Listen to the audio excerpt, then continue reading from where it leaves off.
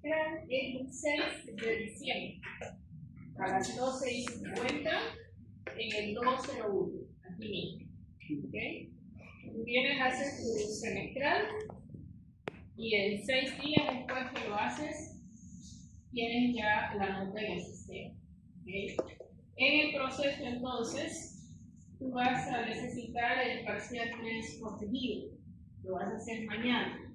Entonces, lo tendrás que retirar en algún momento para que lo tengas de tu lado en la oficina. ¿Estamos? Entonces, yo voy a colocar en Teams mi horario de exámenes semestrales y más o menos las horas en que puedo estar en la oficina y tú te ajustas y vas y retiras tus documentos. ¿Okay? Si no puedes pasar por ahí, pues dile a un amigo que retire el examen y no hay problema. ¿Okay? También se va a colocar en Teams, creo que ya te lo comenté o no sé, un problema de semestral de PAN y un problema tipo semestral de flujo por transferencia de calor. ¿Okay? Son problemas, ejemplo, son problemas 10. Uno de esos dos, con números cambiados, se va a venir en el examen semestral. Es más o menos para encontrar la ruta segura.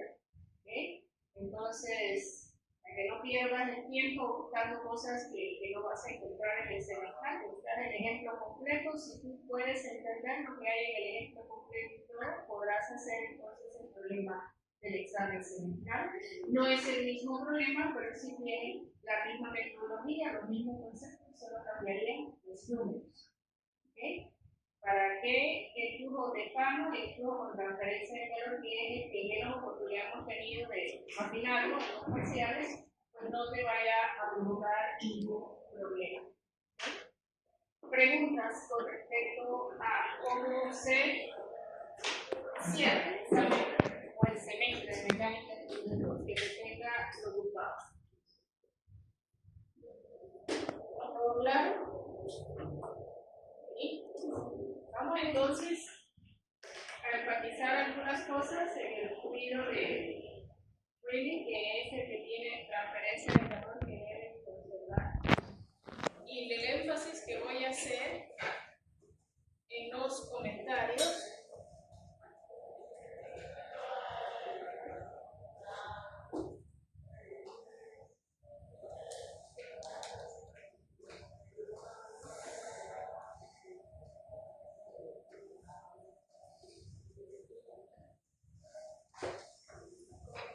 son las preguntas que pudieras encontrar en tu examen semestral, pero son preguntas conceptuales referentes a lo que es dinámica de gases. Aquí tienes un problema con transferencia de calor, pero tuviste un problema de toberas, ¿okay? Donde podías manejar fluidos subsónicos, fluidos supersónicos. Había un fenómeno de ondas de choque que podía entonces generarse por el valor de contrapresión en toberas, por la fricción en tubos de área constante y también por la transferencia de calor. Sin embargo, en todos los modelos están las tres ecuaciones fundamentales: masa, momento y energía, y la cuarta que lo sostiene, que es la segunda ley de la termodinámica. Entonces, hay que elegir, en este caso, la ecuación fundamental que gobierna el estudio de cada familia particular. En el caso del fluido con transferencia de calor, vamos a tener las tres ecuaciones fundamentales que mostramos atrás, donde está la ecuación de conservación de masa, aquí, y esa es la misma ecuación de conservación de masa que aparece también en el fluido de Fano, donde el área es constante. Significa que la ecuación de conservación de masa, a pesar de ser necesaria en todos los casos, no es la ecuación que involucra los cambios dentro de las propiedades del gas. Pero en un fluido con transferencia de calor, también tenemos la ecuación de momento. Y en la ecuación de momentum observa que en el término de sumatoria de fuerzas es donde aparece la fricción. Significa que si tienes un problema de dinámica de gases de Fano, la ecuación fundamental que gobierna el cambio de propiedades es la ecuación de momentum. Pero si tienes un problema donde tienes transferencia de calor, que es donde estamos ahorita, la ecuación que gobierna los cambios en las propiedades del gas es la ecuación de conservación de energía, donde en los casos anteriores el calor no existía, esa ecuación era igual a 0, pero en este caso no lo es. Así que cada familia tiene su ecuación fundamental, por si acaso que se declara el profesor que nos pregunte. ¿Estamos? La segunda ley de la termodinámica es importante en todos los casos, pero en el flujo con toberas, pues ese cambio de entropía, 0. Así es que la segunda ley participa diciéndote que la entropía se mantiene constante.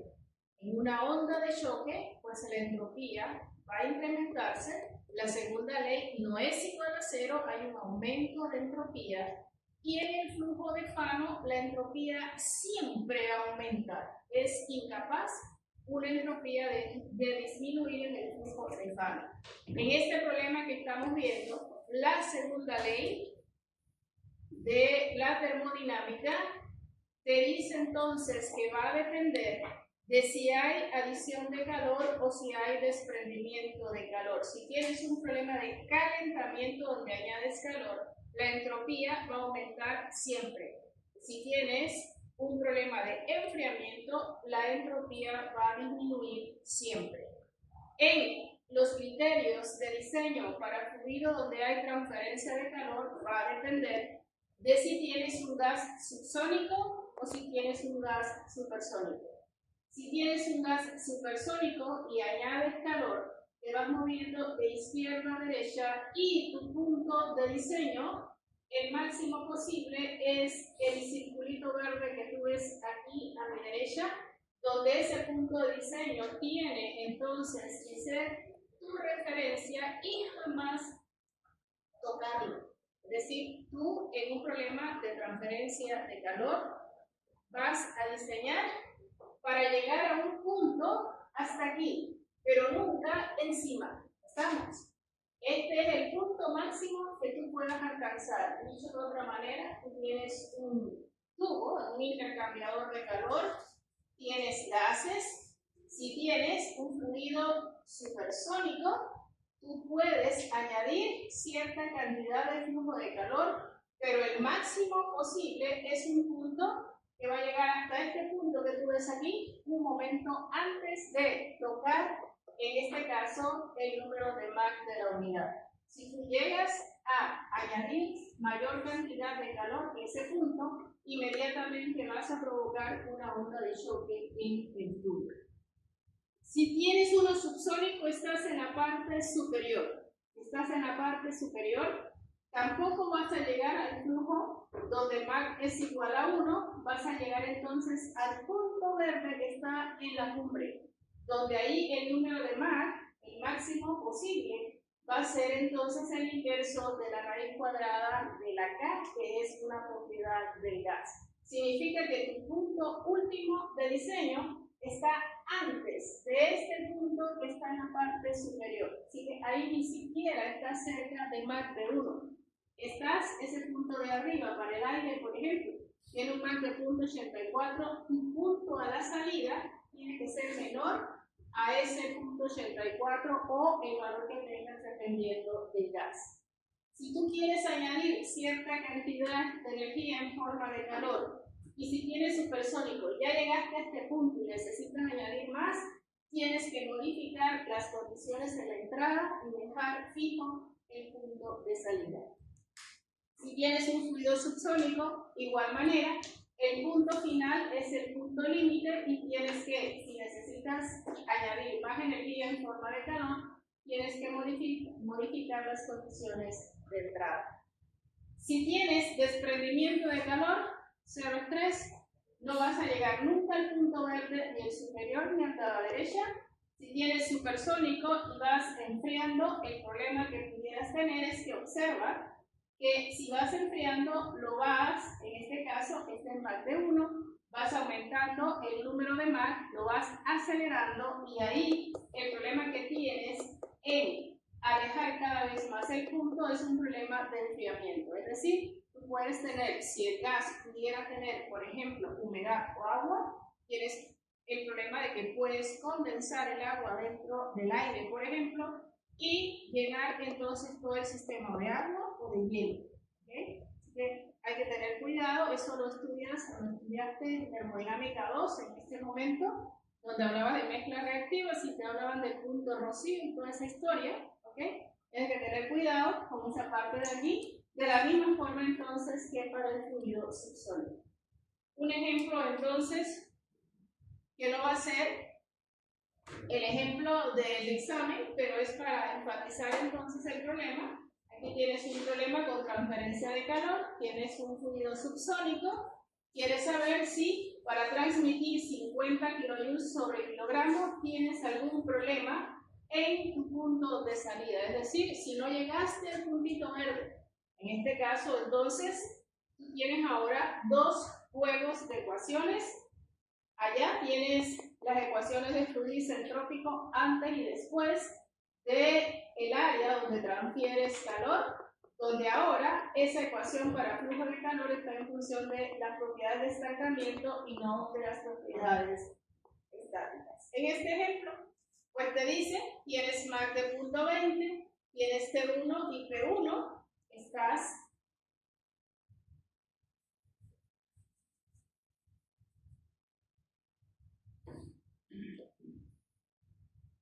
en un punto por aquí, aquí tienes tu punto verde arriba, no tienes que llegar allá, te dice las condiciones de diseño, y la pregunta es si con esta cantidad de energía en forma de calor tu punto 2 queda aquí o queda acá, para ver entonces dónde tienes algún problema. Si quedas a la derecha de este punto, no puede ser, ¿estamos?